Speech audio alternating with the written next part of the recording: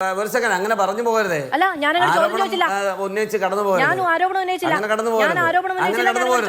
അങ്ങനെയാണെങ്കിൽ P K Sasi Marxist പാർട്ടിയുടെ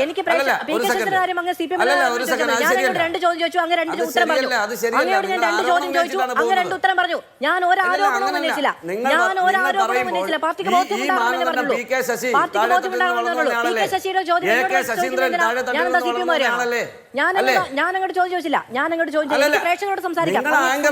ഞങ്ങളടുത്ത് അടിച്ചേൽപ്പിക്കാൻ ശ്രമിക്കരുത്.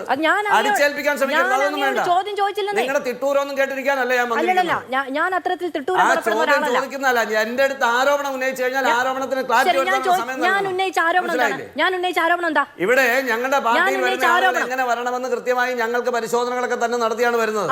ഒരാൾ ഒരു കേസിൽ പ്രതിയാകുമ്പോഴാണ് അതിൽ എന്ത് നടപടി സ്വീകരിക്കണമെന്ന് പാർട്ടികൾ ആലോചിക്കുന്നത്. അല്ല, അങ്ങനെയല്ല പറഞ്ഞത്. പക്ഷെ അങ്ങനെയല്ല പറഞ്ഞത്. നിങ്ങൾക്ക് ഒരിക്കലും തലകുനിക്കേണ്ടി വരില്ല എന്ന് വാഗ്ദാനം നൽകി.